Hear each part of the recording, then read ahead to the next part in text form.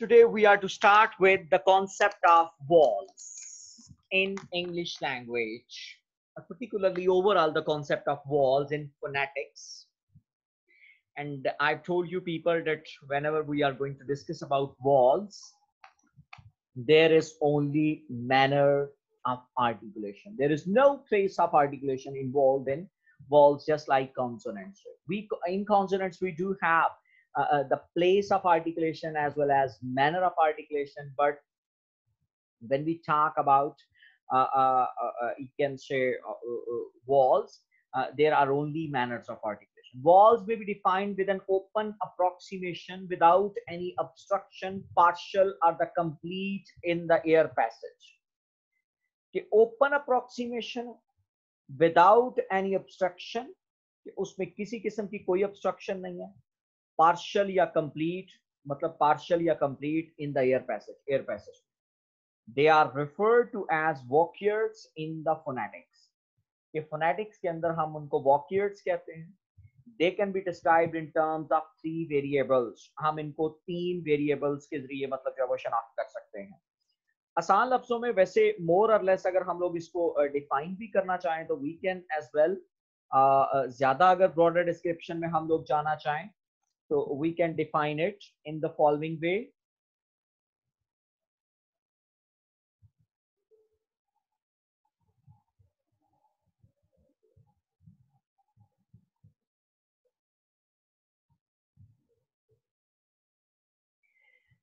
Based on Cambridge Dictionary, a vowel is a speech sound produced by human beings when the breath flows out through the mouth without being blocked। कि जब आपका आपके मुंह से हवा जो है वो ब्लॉक हुए बगैर जो है वो बाहर आ रही हो, खास तौर पर in speech, during a speech, then जो साउंड प्रोड्यूस होती है that is what we call a vowel. Vowel can be defined simply as linguistic sounds produced with relatively open vocal tract and little impediments to airflow। यानी कि ना होने के बराबर जो है वो इसमें impediments हमें नजर आता है, और ओवरऑल जो साउंड है वो फ्रीली जो है वो प्रोड्यूस होती है। So the difference between a vowel and consonant is based on presence और absence of barriers in the process of articulation. तो वॉल जो है वो मोर और लेस इस बात की निशानी है कि जब आप मतलब जो है the sound is not accompanied is not companied by the sound barriers on speech synthesiser, के किसी किस्म का कोई मतलब जो है वो बैरियर मौजूद नहीं है। स्पीच साउंड जो है वो ओपनली जो है वो प्रोड्यूस की जा रही है, and there is complete you can say fully you can say airflow without any impediments। So involved, the sound is not accompanied by the sound barriers on speech synthesizer, there are only obstacle on the vocal cords। सिर्फ obstacle होती है vocal cords में। There is no articulation, there is no place of articulation, all produced by vibrating the vocal cords, thus all vowels are voiced। जो हैं वो तमाम wall जो हैं वो क्या होते हैं, वॉइस्ड होते हैं। नो प्लेस ऑफ आर्टिकुलेशन, और ये हम नहीं बताएंगे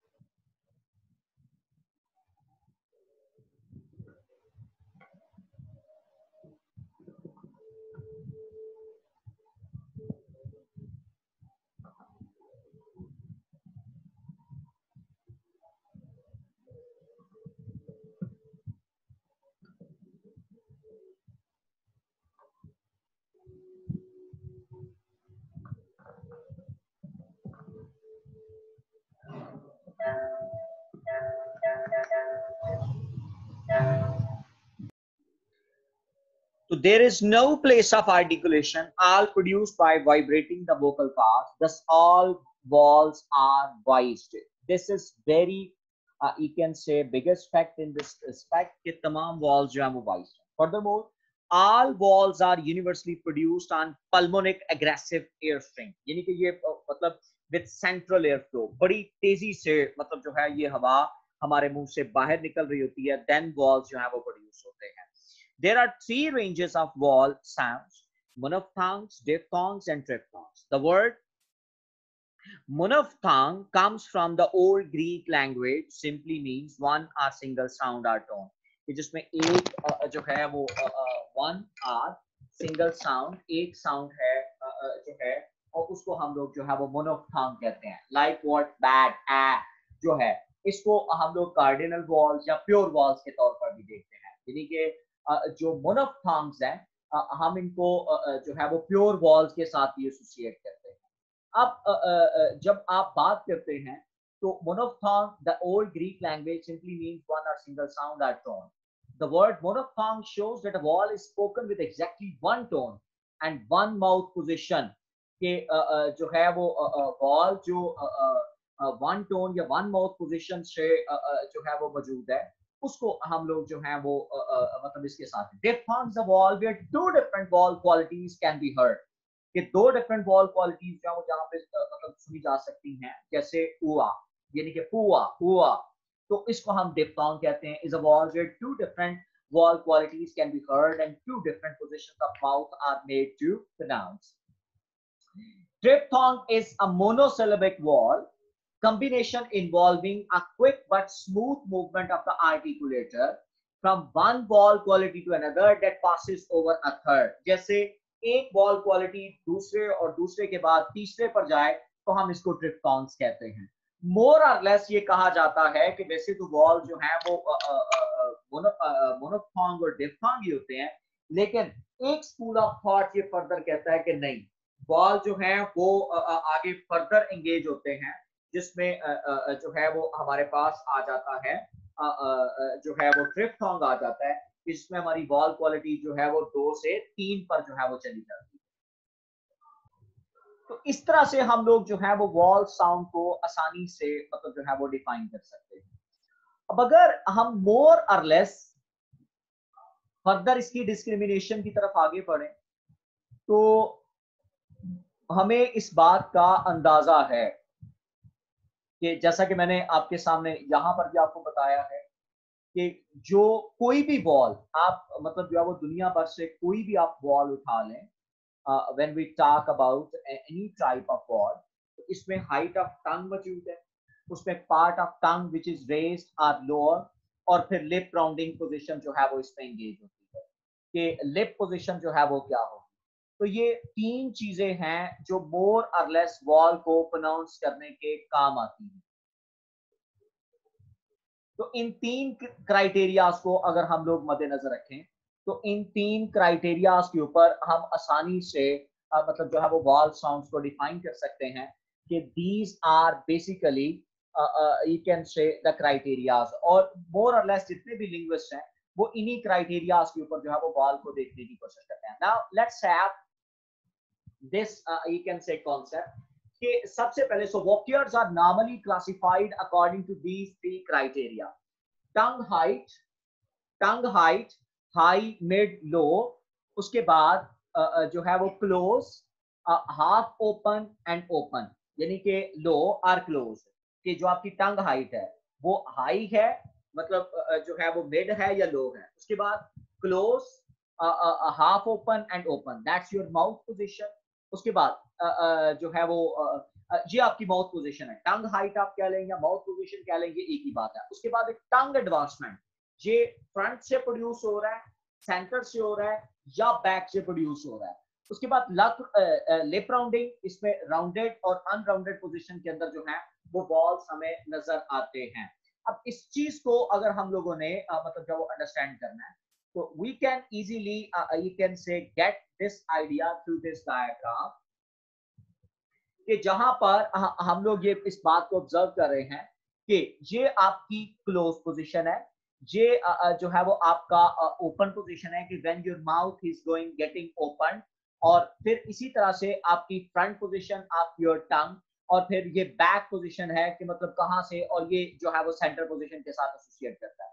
वॉल्स को हम लोग आसानी से मतलब जो है वो इस डायग्राम के जरिए भी अंडरस्टैंड कर सकते हैं कि जिस तरह से ये जो वॉल्स हैं यानी कि यानी कि एप्पल एप्पल, तो ये जो है ये वॉल्स आपको लो पोजीशन पर नजर आ रहे हैं, ये आपको मिड पोजीशन के वॉल्स जो है वो नजर आ रहे हैं। आगे डिस्क्रिप्शन इंशाल्लाह जब मैं शेयर करता हूँ, ये आपके हाई पोजीशन के जो है वो वॉल्स हैं। इसी तरह से ये walls back of the tongue के साथ प्रोड्यूस होंगे, ये वॉल्स जो है वो सेंटर पार्ट जो है वो उसके साथ प्रोड्यूस होंगे, और ये वॉल्स जो है वो front part of the tongue के साथ जो है वो प्रोड्यूस होंगे। इसी तरह से जो आपकी जो माउथ पोजीशन है वो उस वॉल को डिसाइड करती है कि मतलब जो है वो वॉल जो है वो कैसे प्रोड्यूस हो रहा है। मसलन सपोज हम लोग ये कह सकते हैं, in order to describe the walls we usually draw 3 points in horizontal axis, you can say front, center and back, referring to the part of the tongue which is the highest. So we have front walls during the production of which the front of the tongue is raised towards the hard palate, कि जब हमारी जो टंग है वो hard palate की तरफ raise होती है, फॉर एग्जांपल ई एंड ई, फिर उसके बाद ए एंड ए इन हिंदी, जैसा कि ई साउंड जैसे सिट, और फिर सीट, फिर सेट एट, और फिर सैट एट, ये रिस्पेक्टिवली हमें नजर आती हैं। बैक वॉल्स में अगर हम लोग देख लें तो production of which of the back of the tongue is raised towards the soft palate, लेकिन मतलब obstruction of the ear नहीं होगी। ये एक बात याद रखिएगा कि अगर टंग बैक पोजीशन से मूव हो भी रही है, obstruction of ear जो है वो फिर भी नहीं हो रही। फॉर एग्जांपल जिसमें हमारे पास जो है वो साउंड है ऑट, तो जैसे कॉड ऑट, फिर इसी तरह से कॉड और फिर बुक ओ, और फिर टूल ऊल, तो ये हमें जो है वो नजर आता है। उसके बाद central walls during the production of which the central part of the tongue you can से इज रेज्ड। फॉर एग्जांपल हम लोग जो है वो इसको देखते हैं अर्थ, तो वॉल जो है वॉल जो है वो हमें यहाँ पे नजर आ रहा है। अबाउट अबाउट, तो साउंड जो है वो यहाँ पे नजर आ रही है, और फिर एंड बट, तो इसमें भी आपको वेज साउंड जो है वो नजर आ रही है कि जिसमें मतलब जो है वो ब और ट साउंड के दरमियान एक वॉल जो है वो एग्जिस्ट करता है, जिसकी वजह से बट साउंड जो है वो प्रोड्यूस हो पाती है। On the vertical axis we usually draw 4 points, कि वर्टिकल एक्सिस के ऊपर हम 4 पॉइंट्स की बात करते हैं, close, half open and open. हम इस तरफ मतलब जो है इसको मूव ऑन करते हैं। अब they are also referred to as high mid, उसके बाद mid and low by phoneticians, especially by American phoneticians. So on the basis of the vertical axis we have the following types of walls. तो close wall में अगर हम लोग देखें तो जैसे सी ई, फिर इसी तरह के साथ जू ऊ जो है, फिर ओपन वॉल में अगर हम लोग देखें तो कॉर्ड इज ऑड, फिर उसके बाद हॉट ऑट। तो अब ये an open vowel is one which produce with the tongue as low as possible, and the jaws are wide open. Then the two intermediate points, half closed and half open, are obtained by dividing the distance between the two extreme position into 3 equal points. They are customarily represented in the following manner.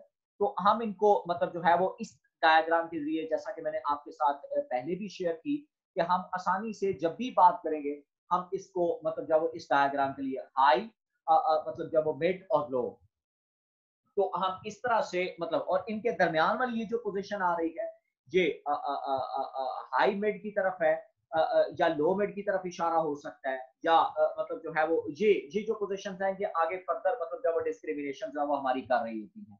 सो मोर और less जब भी आप wall को associate करेंगे, walls can be defined this way. The above figure represents the primary cardinal walls on the horizontal and vertical axis.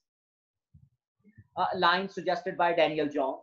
These cardinal walls do not exist in any language in this form, but are phonetic hypothesis meant to facilitate the description of walls. ये सिर्फ हमें मतलब जो वो facilitate करने के लिए मतलब जो वो बताया गया। As regard lip rounding in British RP, front and central walls are automatically rounded. ये rounded होते हैं, and back walls, except are automatically rounded. So this distinction is omitted by some phoneticians but some others still maintain it.